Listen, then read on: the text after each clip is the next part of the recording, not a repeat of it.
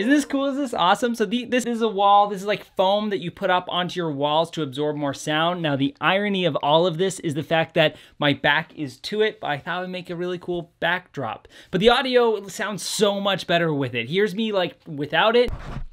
I'm speaking into the corner of a wall right now.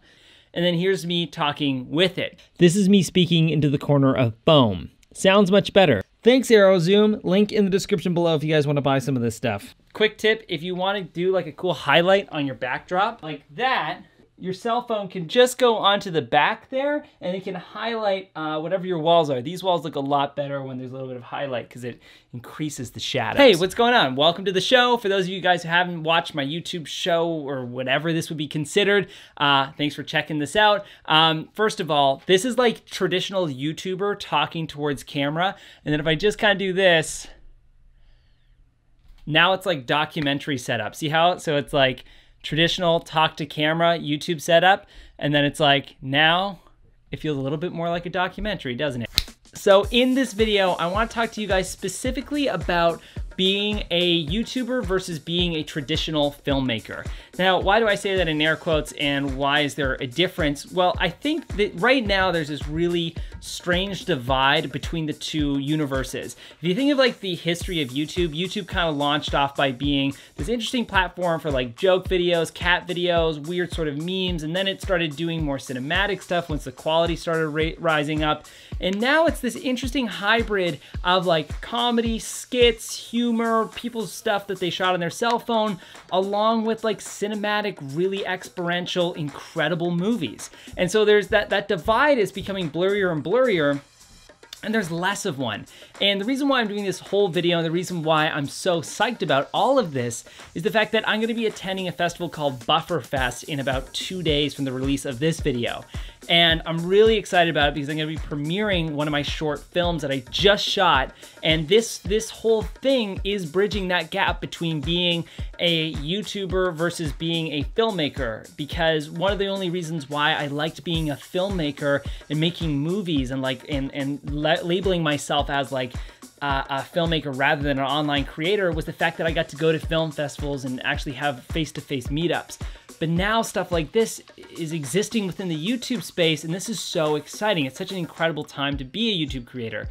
So I want to talk about that, bridging that gap, and secondly, what is more important and what should you put your time into? As a creator, you're investing a lot of time and a lot of money into an avenue. I think you should choose one. So I'm going to talk about the path that I'm going down, and if you want to join it, you can do the same. But let's get into it a little bit further. A little bit before we get into like why you should become either or, let's go back a little bit to when I started making movies. Now, I've been making movies, like real films, for the past like 5-6 years. I've made 2 feature films, about a dozen short films, a bunch of music videos, and I've been creating content in the realm of traditional filmmaking for a very long time. So that's stuff going to festivals, screeners, distribution, getting stuff on DVDs, that sort of stuff. That's like the mainstream traditional path. And if I would have stayed on that path, or if I stay on that path, I'll probably go into the realm of wanting to do the big Hollywood blockbusters or the indie smash hit. I still have interests and ambitions to do that, but there's this little thing called YouTube that has really gathered my attention. Now, the reason why my attention has wandered a little bit more into that direction is for one primary reason.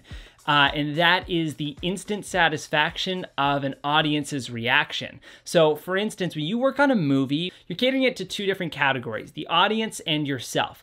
And for yourself, you're working on this project consistently. It's like going to the gym, and then every time you're done at the gym, you put your shirt on and no one sees the muscles that you're building until one day, all of a sudden you wear the t-shirt and you see all the muscles. That's kind of like making a movie. You're working on this thing for months and months, if not a year. Like my feature film, Dead Rush, that I did took like 1.5 years to make. That's a long investment. And I'd spend all this time on a single project, release it, and then get some feedback. And I get some audience reactions, and I get some people's thoughts and whatnot. So it's all of this time, all of this investment for a return. But for when it comes to YouTube videos, here's where my interest gets a little bit more driven to. The fact that I can make a video at night and then publish it the next day and get the same amount of audiences to watch said film. And I can make more and more movies for more and more people. So the quantity continues and my skill continues to build. I'm not working on one consistent project, I'm working on multiple projects catering to a much larger audience. Now, but here's where it gets a little strange. The fact that when you make a film, it's all this time. When you make a YouTube video, it's little time but big reaction. So which one holds more value? Well, it depends. I'm sure you've watched movies like myself that have changed your life, and I think the world still needs and deserves films to be made as forms of escape, learning, and education. And if you're willing to put the time and effort into making a much bigger project with a lot more detail and perfection is key. If you're more of a perfectionist and want to sink tons of time into something, then being a traditional filmmaker is what's for you. You're going to be, you're spending a lot more things, you're spending a lot more attention, you're spending a lot more dedication onto perfecting something so it is much better in the long run. Films last for a very long time. They have a very long shelf life. YouTube videos, I believe, are a little bit shorter than, let's say, the shelf life of a film. If you were to watch a movie like Shawshank Redemption, that movie lasts for generations and goes on forever. But the shelf life of a YouTube video is way shorter. So that's kind of my 2 cents. That's what I'm thinking about. That's what's kind of rambling on in my head. All that being said, this is a plug for a festival that I'm going to be attending in a couple days. It's called Bufferfest. For those of you who are interested, I'll have a link to it in the description below. Here's a quick clip of the film that I'm going to be playing. This is a lot harder than it sounds. It takes a lot of phone calls, messages, rejections, and most importantly, ambition. The word no could not be in our vocabulary. If we wanted the event to go well, it needed a chef. I'm so excited. There's a lot of other cool, interesting creators there. If you're interested in joining and learning a little bit more about how I'm going to bridge that gap between filmmaking and YouTube, come join me. You can come ask me questions, or you can send me questions on Instagram. I'll respond to them.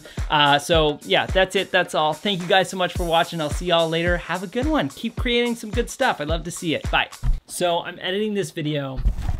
Okay, so while editing this video, I realized that I didn't make one key point clear, which is bridging that gap in where I stand between being a filmmaker and being a YouTuber. I think I'll consistently make YouTube videos for a very long time. I think that's something that I love doing. It's a consistent creative outlet.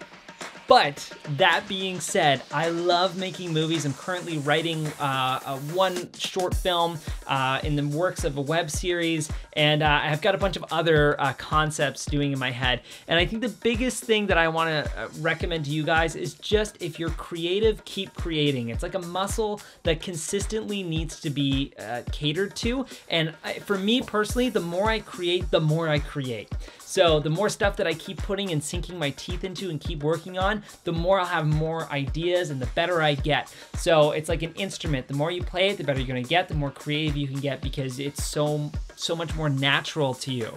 If you take a break from it, those muscles are gonna get weaker and it's gonna be much harder to get into it. Working on YouTube has made me the most creative I've been in years, like since I was like a kid. So basically, all in a nutshell, I'm making YouTube videos to keep my creative juices flowing, and then I will consistently and continually make narrative work for music videos, for commercials, for short films, and for feature films, because I just love that stuff so much. Anyway, that's it. Hope to see you guys at Bufferfest. Like, comment, rate, subscribe.